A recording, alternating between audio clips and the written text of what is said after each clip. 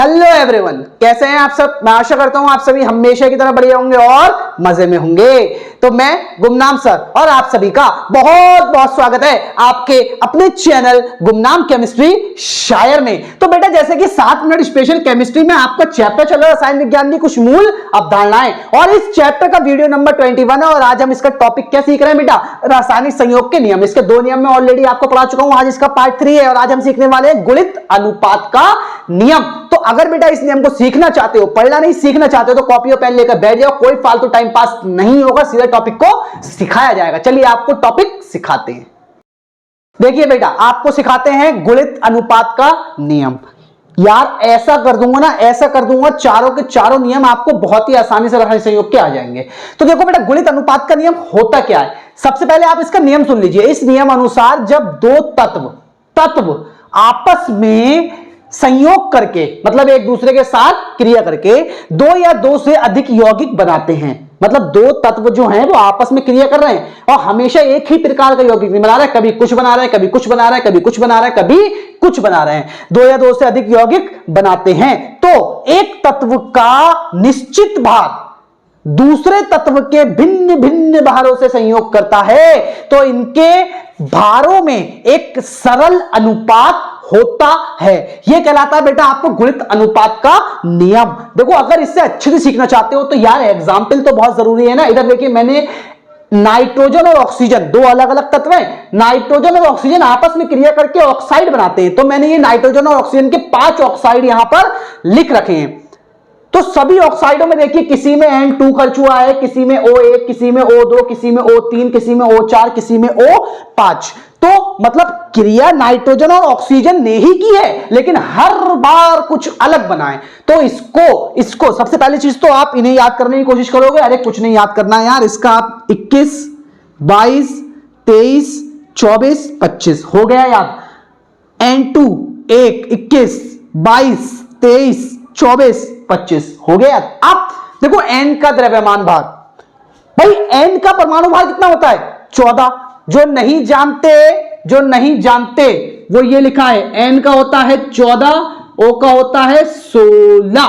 तो N का परमाणु भार 14, पहले वाले में N कितने खर्च हुए हैं 2, तो 14 दूनी 28, फिर N 2 खर्च हुए हैं 28, फिर N 2 खर्च हुए हैं 28, फिर N 2 खर्च हुए हैं 28, फिर N 2 खर्च हुए हैं 28।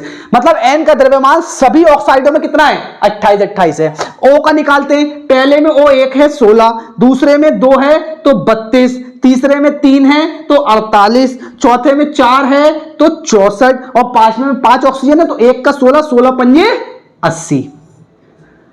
अब आप जरा नियम पे आइए। नियम क्या कहता है, जब 2 तत्व आपस में संयोग करके 2 या 2 से अधिक यौगिक बनाते हैं। देखो नाइट्रोजन और ऑक्सीजन ने आपस में संयोग किया और 5 प्रकार के यौगिक बनाते हैं, तो एक तत्व का निश्चित भार, यहां पर ध्यान से देखो बेटा, एक तत्व का निश्चित भार जो हमेशा निश्चित रहे, तो नाइट्रोजन का भार देखो निश्चित है, सब में निश्चित भार, दूसरे तत्वों के भिन्न भिन्न भार, देख लो बेटा भिन्न भिन्न भार बढ़ रहा है, 16 दूनी 32, 16 3 48, 16 चौका 16, 16 पंजे 80 बढ़ रहा है ना। तो अलग अलग है ना, हर किसी में भिन्न भिन्न भारों से संयोग करता है, तो इनके भारों में एक सरल अनुपात होता है। अब आप इसके बीच में जब सरल अनुपात निकालेंगे तो देखो ये यहां पर ऐसे करके आया था ना, 16, 32, 48, 64, 80। तो हम इसे या करके हम इसे काट सकते हैं, 16 एकम 16, 16 दूनी 32, 16 तीन 48, 16 चौका 64, 16 पंजे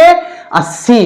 तो आप देखिए क्या कहना चाह रहे थे, वो ये बता रहे थे भिन्न भिन्न भारों से संयोग करता है, तो इनके भारों में एक सरल अनुपात होता है। मतलब एक का भार फिक्स रहता है, लेकिन दूसरे का जो भार होता है ना, जो बदलता है, वो कैसे बदलता है, वो एक निश्चित क्रम में बदलता है, जो क्रम टूटता नहीं है। भाई 1 के बाद 2, फिर 2 के बाद 3, 3 के बाद 4, 4 के बाद 5, ऐसा नहीं है कि 1 के बाद 3 जंप कर जाएगा फिर 4 और 5 चलेंगे। ठीक है, तो यही क्या कहलाता है, गुणित अनुपात का नियम कहलाता है। तो बेटा वीडियो ज्यादा लेंथी नहीं करता, मैं हर टॉपिक सिर्फ 7 मिनट में सिखाने की कोशिश करता हूं, और मैं ऐसा सोचता हूं कि बहुत सारे स्टूडेंट जो वीडियो को बिना स्किप करे देखते होंगे तो वो सीखते भी होंगे, और अगर नहीं सीखते हो यार तो मुझे कमेंट्स में बता दिया करो अगर मेरे वीडियो आपके समझ में नहीं आते हैं। तो मैं 2 मिनट के लिए साइड में रहता हूं, पहले आप इसे नोट कर लीजिए।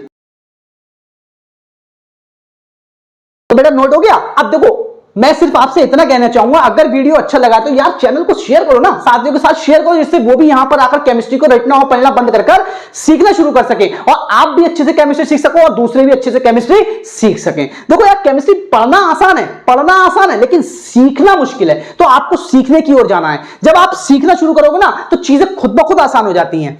ठीक है बेटा, तो अगर यार चैनल पर पहली बार आए तो वीडियो को लाइक करो, साथियों के साथ शेयर करो, चैनल को सब्सक्राइब कर लो और बेल आइकन को प्रेस जरूर कर ले, जिससे नया वीडियो आने पर आपको तुरंत अपडेट मिल सके। तो इसी के साथ बेटा मैं आपसे अलविदा लेना चाहूंगा, फिर मुलाकात होगी एक नए और धमाकेदार वीडियो के साथ।